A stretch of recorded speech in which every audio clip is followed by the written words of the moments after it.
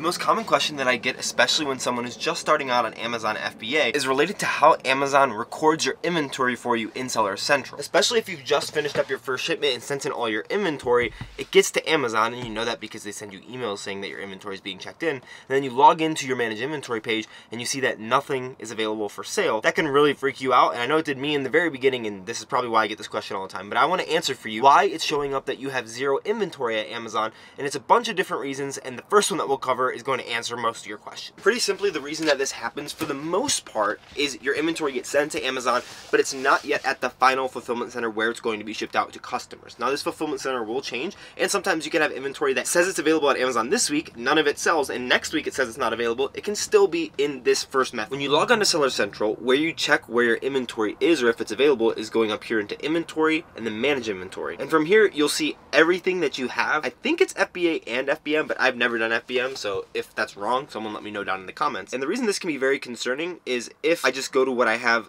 at zero stock over here, we can see that all of them say inactive out of stock over here on the left side. Since the last shipment that I sent in is from a few weeks ago, all of my stuff has gone through this phase already, but I am going to be going reselling and sending in a shipment this weekend, and once that inventory gets to Amazon, if it's not going to be sold directly from the fulfillment center that I send it to, it's still going to show inactive out of stock, even though I do have stock at Amazon. And that, I think, is where the most confusion comes from, because Amazon really poorly labels that status over here on the left side. But when we look at what's available here between these 6 different things, we have 4 of them that have this blue 0, and we have 2 of them that are black. These black zeros mean that it actually is inactive, out of stock. You have no inventory anywhere at Amazon. But where it says inactive, it shouldn't say out of stock for these ones, because there is some stock in Amazon's system where there is a blue 0. So if I just click into this top one, we can see right now it says available 0, inbound 0, so I don't have any at Amazon ready to be sold or going to Amazon. I have 1 that is reserved, and this is where most of them are going to be. You can also see unfulfillable and researching. These will happen sometimes if you get a return from a customer. That's what unfulfillable will end up being. And you can check that up here. You have remove unfulfillable inventory. I have 1 item. What is it? Oh,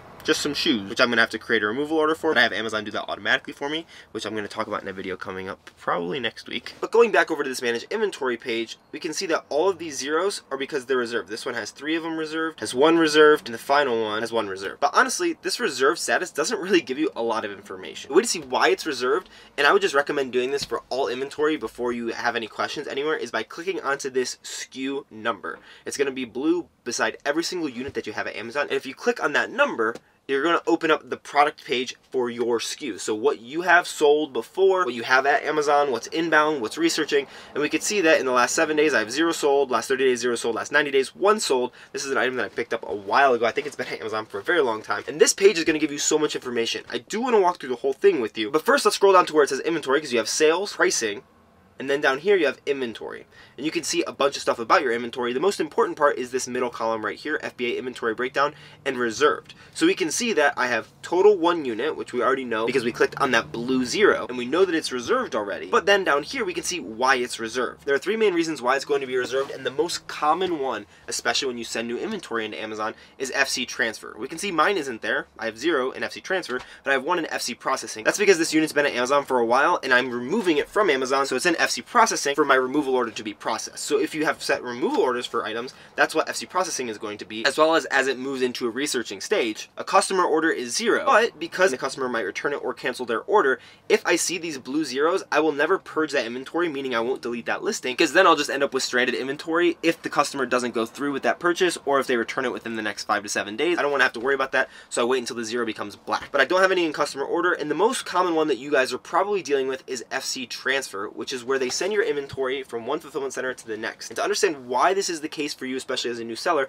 I need to explain to you how Amazon's inventory system works. So here's a hypothetical example of how the Amazon inventory process works. It starts at the retail stores, say Walmart, Ross, and Staples, and from there, either online or in the stores, well, not online for Ross, but you buy maybe some supplements from Walmart, some socks from Ross, and then some books or notebooks from Staples. Send that either to your house or, for my case, a van. And then from there, you box it all up into one box, because Amazon only gives you 1 shipment for, and you send it to an Amazon fulfillment center. Since I'm in Grand Junction, Colorado right now, I just put that this one was in Denver. Let's just say that we only bought that one book. There's one book here, one book there, and then that notebook gets sent to a customer who lives in Denver. For that item, it's going to stay at that Denver fulfillment center. Now, this isn't exactly how it works. Amazon doesn't like base where you're sending your items or where they're keeping them to get shipped to the customer based on waiting for customers to buy the items. I don't exactly know how it happens. They probably have some sophisticated algorithm that figures out where it's probably going to be sold, but for this case, we'll just say that they thought that someone in Denver was going to buy it, and they were right. So that product goes live, so you'll see it as one available unit right when it gets to that fulfillment center and is checked in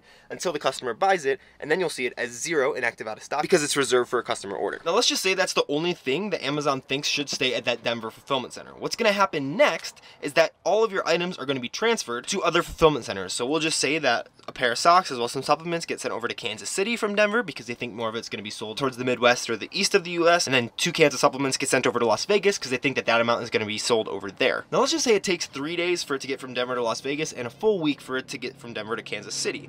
During this time, you're not going to be able to sell any of those units, and there'll be an FC transfer. This is normally what happens when you send in bigger shipments to Amazon, because I guess once you reach a certain threshold, they want to just send their units to various fulfillment centers instead of having you send them to them, and you just get to send them to one fulfillment center, but that does mean that it's going to take it a little bit more time for it to become available. When these units get to Las Vegas after 3 days, they're going to become available for sale, which is 4 days earlier than the units getting to Kansas City. That's why sometimes you'll see waves in sales. Because products get sent to different fulfillment centers, you'll have probably a first wave when your shipment arrives because some things are going to sell directly from that fulfillment center, and then maybe a week later and 2 weeks later, or maybe one of those times, you'll have a second or third wave of sales from just one shipment because everything is later becoming available. Which is why normally when I send in a shipment, I give it 2 weeks until I expect the things that are going to get to the fulfillment center and immediately sell to be sold, because they might not get sold at that first fulfillment center. Now that is the main reason why your Amazon inventory is showing as out of stock, even if you just sent it in. But real quick, let's look at this SKU page, because this is something you should really become familiar with, and if you have any questions, most of them, especially about specific inventory pieces, can be answered on this page. Looking at the top, you can see sales, which is just a helpful way to look at the sales that you've had in the past 7, 30, or 90 days. And you have a graph down here that you can look at either sales or units and compare it to the last 30 days, 31 to 60 days, and then the same time last year if it's something that you've been selling for a while. I have not, since I do retail arbitrage. You can also look at the average sales rank to see if it's increasing or decreasing, and then you can input all of your pricing. So right now I have my price here. You can put a minimum, maximum, but I would recommend using something like BeCool, which I have a series of videos on over here if you want to check out, which is a third-party repricer, which tends to do a much better job because Amazon would rather race you to the bottom just because they care about volume of sales, not having you be profitable. You also see your buy box win percentage, which is helpful, but something like BeCool will show that to you as well, and then that inventory page that we just broke. Then a fee estimate, which is important as fees just increased and probably will continue to increase for a while. Other offers that are on the listing, as well as your inventory breakdown and Amazon fees that you've paid. There's one more thing that I can think of that would make your inventory not available for you, and this would probably be the first place that you would check because it's right on the homepage and easily accessible for you. But going back over to that homepage, you can look at stranded inventory. I have a lot right now because I have not been messing with this, and Amazon has just been a pain in the butt, and I've tried to get it fixed. That might be a video that I have to do soon, but there's a bunch of reasons that your inventory might be stranded at Amazon. All of mine, as you can see, are pretty much for missing SKUs, so I have to download some template and then re-upload it. That's a whole separate process. If you want me to talk about that in a video, let me know. But when you get your inventory sent into Amazon, if it can be sold, but it's not being sold, probably for a pricing error or an inventory error. Inventory errors normally resolve themselves for me within like a day, but pricing errors are normally because you're setting a price that's either too high or too low for Amazon standards. Normally too high, especially if you're trying to scout prices, and you might have to bring that price down to be in accordance with Amazon's fair pricing policy, otherwise you won't be able to sell that listing. That's just something that if you've sold long enough, you've probably dealt with, and you might have to deal with moving forward, but as long as you keep things into a generally fair pricing range, it's not really something you should worry about. If this video is helpful for you, it'd mean a lot to me if you would like it, and subscribe if you want future videos. Let me know what you want. I have a lot coming out and planned. I'm starting to build out a team to make my life a little bit easier in terms of getting the amount of work done that I want to while still living in the van and enjoying life. And if you want to check out those BeCool videos, like I said, I'll link them right over here. Otherwise, check out my other Amazon FBA explainer videos right down here, which should really help you, especially if you're a new seller on Amazon.